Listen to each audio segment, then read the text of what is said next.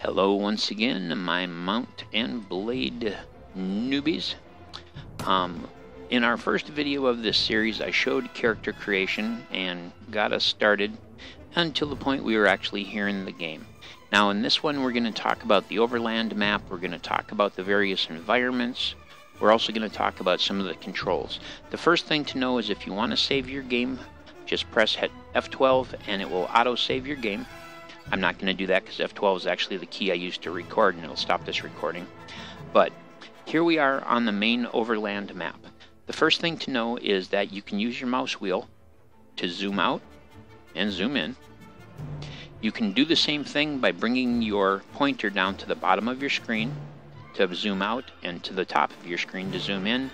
And if you pull it to the right, you will rotate, and if you pull it to the left, you'll rotate the opposite direction. Alright? So we're going to zoom out just a little bit here. This map has the 5 kingdoms of Calradia. The purple kingdom that I'm over right now is the kingdom of the Kurgats. The Kurgat Khanate are much like the Mongols, and these are kind of like the steppes of the Mongol steppes. Here in light blue, we have the kingdom of the Rhodoks. The Rhodoks are kind of like medieval Italians. Okay. Then near the coast here, in yellow, this is the kingdom of the Nords, and they're very much like the Normans. Think the Vikings once they came to England. Okay. The orange is the kingdom of Swadia, and they're very much like the English. And then over here in green, we have the kingdom of the Vegirs. And the Vegirs are kind of like the medieval Russians. Alright, now you can use your arrow keys to move around in your view of the map. Okay? And if you happen to find yourself moved around and you don't know where you are, just click the inventory button and then click return, and you'll find that when you zoom in, you'll be right back on your character. But let's go through the buttons down on the bottom of the screen here. The first button that's important, of course, is your character button. If you hit C or you click character, it will bring up your character's information. You have, of course, all the things that we just finished setting up when we created our character in the very first video. And you can see here that we have a crossbow and a shield and a sword, as well as some leather armor and some boots. And if you click this character, it will bring you back to the face adjustment screen that we used when we created the character. So if you decide you want him to look a little older or have a different hair color, or adjust his face ratio or something, you can do that and click done, and you'll return to this character screen. The second thing is down here in the bottom left corner, it says statistics, and if you click that, it will allow you to export the character. And this is important because there are many mods available for Mount and Blade. It was made as a mod system with a native mod, and then the mod stuff was put out for free so that people could create mods, and there's lots of interesting and excellent mods. And it means if you've invested your time building a character up and you find a new mod that you like one of my favorites is 1257 AD. It makes it a little more historically accurate because it's 1257 that's supposed to be the time frame that this takes place in. I could, as long as I create my character and give it the name Dulakaba, I could use the statistics button to import that character, and it would then be my character that I've built up to high levels and stuff. Let's click done. The character screen is, of course, where we're going to work on our character when we've gained levels and it's time for us to be able to change his attributes. The inventory button, either hit I or click inventory, will show us what we have. In this case, we have some smoked fish, we have our hunting crossbow, our crossbow bolts, our rusty sword, and our battered old round shield, and you can see that my family crest is actually on my shield. I have some ragged leather armor and some boots and a sway-backed old saddle horse. Okay. Now, down here you can see money. I have 120 dinars. Dinars are the money used in the game. Now, it's very important to know, since Hawkeye, since you're a big fan of the crossbow, the hunting crossbow, the light crossbow, and the basic crossbow can all be used from horseback, but anything that's heavier than that cannot be used from horseback. You have to use it on foot, and that's important to know because I know you love the crossbow. And these videos are being made for my pal Hawkeye because he's just getting started with the game. But so the character screen and the inventory screen. Now, if you hit P or click the party button, what this screen does is, first of all, it shows us our company. You can see it says 1 of 46. So I can have up to 46 men serving me in my company as warriors. Now, the number of men that this is based on a couple of things. First of all, it's based on how high my charisma is, as well as my score of my leadership skill, which happens to be 4, because we invested it specifically in that. If you don't remember that, go back and look at the character creation screen. And as we hire people to join our company to fight, we'll find them showing up in this list here under the party menu. If I click on any name that's on one of these bars here, it'll give us a picture of that individual, and we can talk to that individual, or we can disband them and send them on their way. In the first video, we learned that there were 2 types of skills, personal skills and party skills, and any party skills that the people in our group have will show up over here with who has the highest score in it. In my case, tactics is the party skill that I have a score of 1 in, and it shows up here in the party skills list.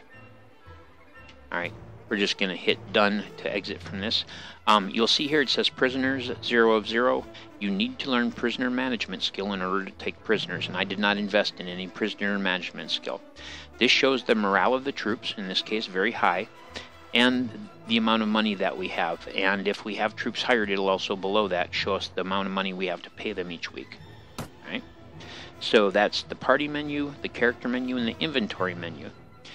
The reports menu, we can find out some things like, for instance, our character has renown and honor. Renown, the more renown we have, the more interested fancy people like earls and kings and things will have in us and hiring us. When our renown hits about 150, they start getting interested in hiring us. Because we chose a noble, we start with 100 renown and 3 honor. If we'd have chosen a commoner, we'd have started with no renown and no honor. Our party morale is shown here, as well as our party size limit, 46, but we can view a character report. It gives us our renown, our honor, our friends and enemies, and whether we're reading any books, because there are books we can buy that will benefit us in certain ways. We can view the party size report, which tells us our party size limit, as well as how that number is generated. I'm not going to go over all that. We can view our morale. We have a base morale, then a morale based on our party size, my leadership abilities, how many different kinds of food we have, recent events like victories or losses for how high our morale is. And lastly, faction relation reports. As I said, there are 5 kingdoms: the kingdom of Swadia, the kingdom of Viziers, the Kurgit Khanate, the kingdom of Nords, and the kingdom of Rodox. And right now, all of those factions are indifferent to us, simply because we haven't done anything for them or against them. Resume traveling.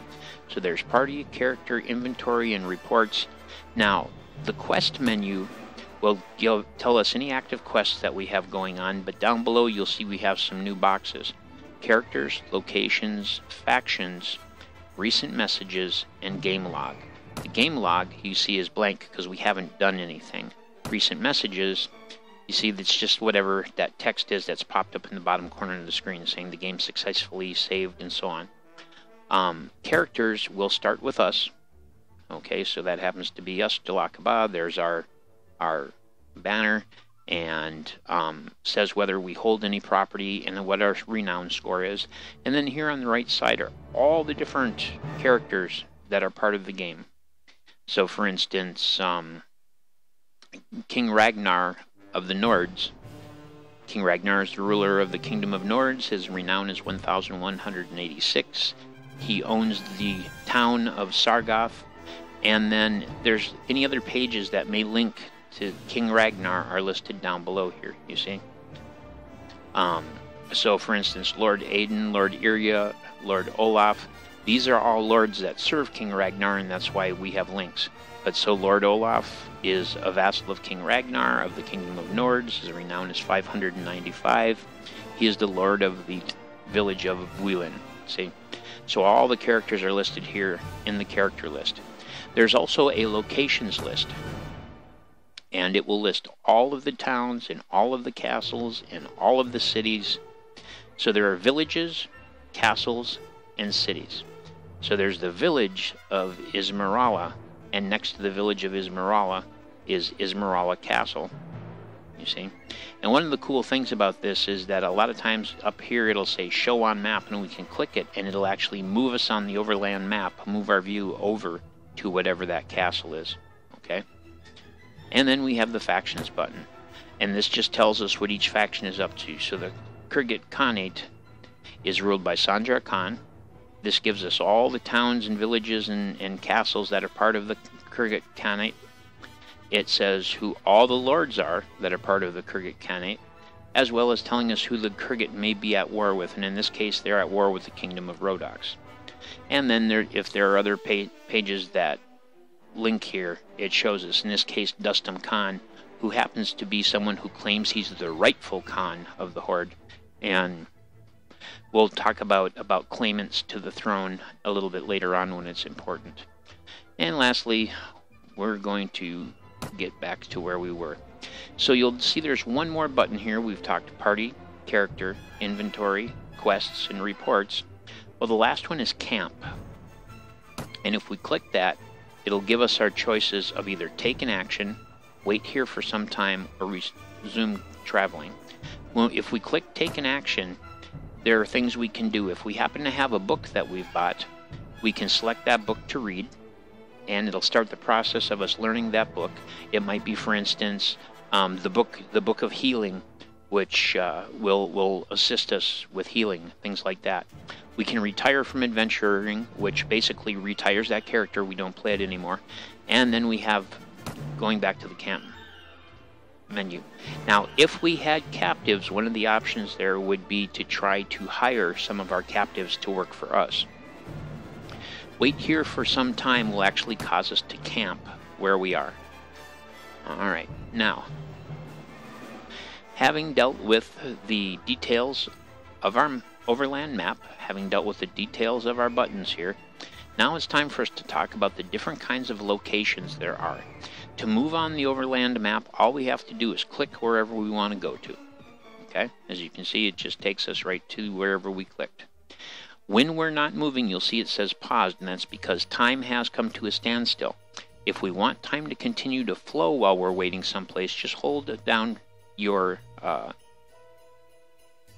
space bar, and you'll see time continues. I let go, and it stops. We have some looters who are about to come and attack us. So we're going to outrun them because we're not quite ready to fight yet. Alright. So there are basically 4 types of locations here in the game. One is training fields, where we can go and we can practice our skills. We get no benefit from it. We don't gain any experience. We don't gain any skill levels or anything. It just gives us a chance to shoot our bow at things and practice fighting and stuff. There are villages, which is what we have here, and they'll always just have their name. In this case, this village is Edakalun. Okay. There are castles, which will always say castle. So here we have Distar Castle.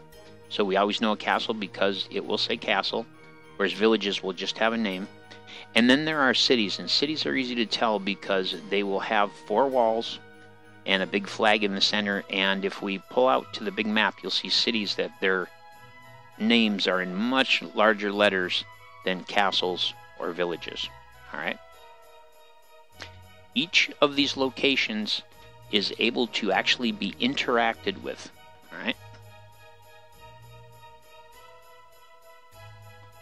So let's start with villages here, and let's, since we're right here, let's ride to the village of Edakalun and hope we don't get jumped by looters. So when we ride to Edakalun, when we enter the village, it'll say the village of Edakalun seems to be flourishing. You remember that this village and the surrounding lands belong to Lord Charka of the Khergit Khanate. the population is indifferent to you, and then it gives a number. If that number is positive, it means that the population likes us. If that number is negative, it means the population hates us. The first option that we have is to recruit volunteers. And one Kurgat tribesman volunteers to follow me, so I'm actually going to recruit him. Alright. The second one is we can go to the village center, we can buy supplies from the peasants, or we can take a hostile action. If we click buy supplies from the peasants, they'll have various things. In this case, they've got some iron and some wine, some chicken, some raw beef, and some smoked fish. Okay. The second choice is we can take a hostile action.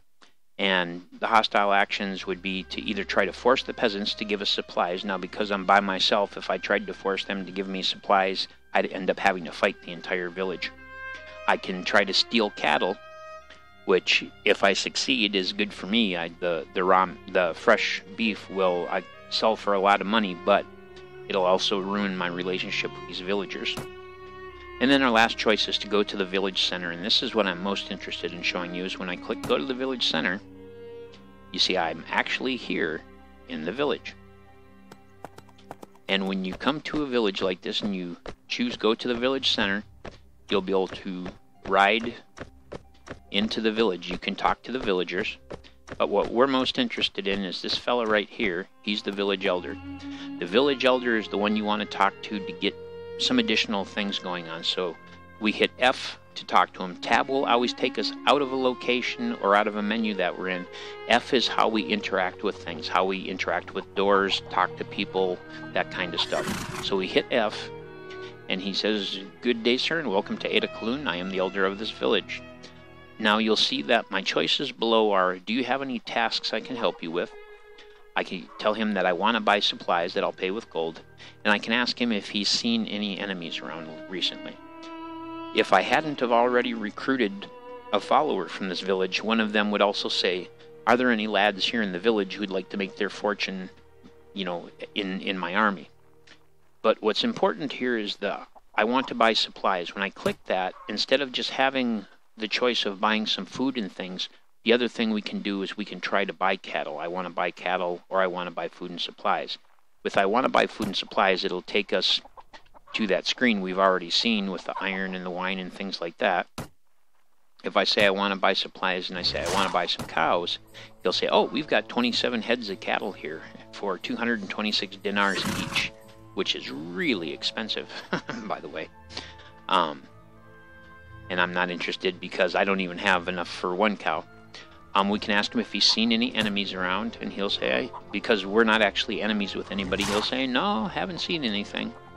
But then, like I say, do you have any tasks I can help you with? Bandits have driven away our cattle. Our pastures are empty. If we had just a few heads of cattle, we could start to raise a herd again. Well, that's a lie, because he just told us he had 27 cattle, didn't he?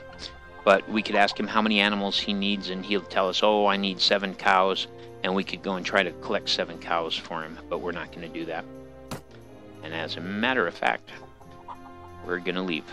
But so villages, you can actually enter the village and travel around them. Now the next type of location, besides the training fields and the villages, are castles. And so hoping we don't get jumped by bandits or looters, we're going to come over here to Distar Castle. Well, I just click on it, and we go inside, and approach the gates and hail the guard, and request entry to the castle. Alright. After a brief wait, they let us in, and the choices we have here is we can go to the Lord's Hall, we can take a walk around the courtyard, or we can spend some time here. If we go to the Lord's Hall, there's no Lord here right now, but if there was, he'd be hanging right here, and we could talk to him, and he might have quests for us. We can take a walk around the courtyard, and now we're inside the castle, and we're able to get a look at what the castle is like, which is very handy if you figure at some point in the future you might have to siege this castle. You can actually get a look at what you're going to have to siege. The guards won't talk to us if we try to talk to them. Oh, this is actually the prison tower here. Who's imprisoned here? Currently no one's imprisoned here. Never mind. But other regular guards will say, oh, we're not supposed to talk to people when we're on guard duty. And there where you see the banner, that door actually leads back into the Lord's Hall that we were just in. This place is in rough shape. The doors are knocked down and all that. But you'll see that one of the options when we entered the castle was to request a meeting with someone. And so that's how we could request to talk to the Lord if we didn't want to actually enter the castle. But nobody's here, so we can't do that. But so just like the villages, we can actually enter the location and wander around in 3D. So villages, castles, and then we have towns. And these looters are just bound and determined to mess with us. But here, the town of Nara, if we go in, again, we have some choices here. The first thing we can do is just like in the other locations, we can take a walk around the streets. And so here we are right outside Nara. And we can go inside, and there's lots of physical locations we can visit. For instance, here in Nara, here is the armorer. He's got, well, actually this is the weaponsmith. Over here is the armorer. There will be a horse merchant. He's over here.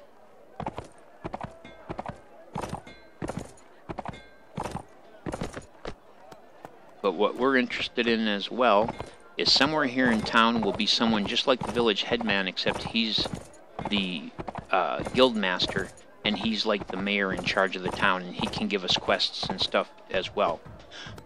Any of these places that we can visit here physically, we can also get to by just using the menu when we first come into town. So when we entered town and we got this menu, we could visit the tavern, the arena, or go to the marketplace. If we go to the marketplace, you can see there's the arms merchant, the armor merchant, and the horse merchant, and there's a general goods merchant as well. General goods merchant will have things like oil and other trade goods, and then you'll also have some food like dried meat and bread, and wheat is a trade item, not a food. Here he's got iron and he's got oil. He's also got spices. The horse merchant will have various available horses. The armor merchant, of course, will have different sorts of armor, some of which will have strength requirements, some of which won't. And then we'll have an arms merchant who has swords and bows and shields and axes, and you never know what you're going to run into. What I want is that guy right there, that lance, but it's too heavy for me to use, unfortunately. And lastly, there is go to the castle. And here, if we come up here in the castle, there will be various lords and ladies present. So, for instance, here's Luthen Farseeker. He's one of the people he claims to be the person who's the real king of the Nords. Here's Lady Chidina, whom we can talk to, and here's Lord Belir. And again, if we hit F and talk to them, you'll see we'll introduce ourselves. Do I know you? My name is Dalakaba, at your service, sir. And he'll tell us who he is, that he's Lord Belir, a vassal of the Kriget Khanate and lord of the town of Nara. And he'll notice the fact that we're a nobleman. And he's an asshole. So he says, I see you carry a nobleman's banner, but I do not recognize the device. Perhaps you are the bastard son of a puffed-up cattle thief, or perhaps you stole it. So he's a dickhead. We can ask him if he has any tasks for us. We can also ask him things like what they're up to or how their war is going. We can ask him about the location of somebody. Like we can ask him where Sanjar Khan, the leader of the Kurgits is, and he'll say, oh, he's currently at Tulga. He might say, I don't know. But the ladies, we can try to act as their champion and stuff. And you can play around and discover these things for yourself. I'm just trying to kind of help you with the navigation. The guards will tell us that they can't talk to us. But we're going to hit tab to get out of that. The last thing we want to do is we want to enter the arena. Now, when we enter the arena, we'll meet the tournament master. Down below us here is the arena. And you can see people are down there practicing. Alright. But He'll greet us if we haven't been there before. He'll tell us whether or not there's a tournament going to be happening anytime soon. Good day, friend. If you came to watch the tournaments, you come in vain. There won't be a tournament here anytime soon. Tournaments? So they hold tournaments here? Yes, you should see this place during one of the tournament fights. Everyone from the town and nearby villages comes here. The crowd becomes mad with excitement. Anyway, as I said, there won't be an event here soon, so there isn't much to see except there is an official duel every now and then, and of course we have melee fights almost every day. Tell me about the melee fights. The fighters and knights get bored waiting for the next tournament, so they have invented the training melee. It's a simple ideal, really. Fighters jump into the arena with a weapon. There are no rules, no teams. Everyone beats at each other until there is only one fighter left standing. Sounds like fun, eh? And we ask him about rewards, and basically, if you get into the melee, you're practicing with practice weapons, and it's everybody against everybody. You can get mobbed up on and hit from behind and stuff. But if you beat 3 opponents, you earn 5 dinars. If you beat 6 opponents, you get 10 dinars. If you beat 10 opponents, you get 25 dinars. And if you beat 20 opponents, you get 60 dinars. And if you're the last man standing, there's a prize of 250 dinars. And of course, we can join them as well. And we're not going to do that at this moment because I just shown you. Now, if we want to find out where the nearest tournaments are, when we come and we talk to them, we can say, will there be a tournament in the nearby town soon? And he tells us that there's going to be tournaments at the towns of Tyr, Beluca, Ravaden, Karau, Werchig, and Ichimur. And that's good to know, because if we go and we fight in the tournaments and we happen to win the tournament, it's worth a lot of renown and a lot of prize money too. But I need to leave now. Goodbye. We're just going to hit tab to exit out. Remember, anytime you want to leave any area, just hit tab. And the last place we're going to visit is we're going to visit the Tavern, because the Tavern is very important in any town, because it's in the Tavern that you're going to find 2 things. First of all, mercenaries that are available for hire. In this case, mercenary crossbow, but it might be swordsmen or it might be cavalry or whatever. And secondly, we're going to run into travelers, ransom brokers, book merchants, and lastly, most importantly, we're going to run into NPCs that we can hire. Now, this happens to be Amira, and Amira as an NPC I do hire almost every time that I play. I have a particular group of them that I have a preference for, and if we talk to Amira, you'll see that she'll tell us about who she is and what her story is and all of that, and we can end up hiring her. But we're not going to do that right now. Run along, girl. I have work to do. But so we're at we're almost at 30 minutes here, and I don't want these to run too long. But so in our first video, we talked about character creation. In this video, we talked about the different kinds of locations, villages, towns, training areas, and castles.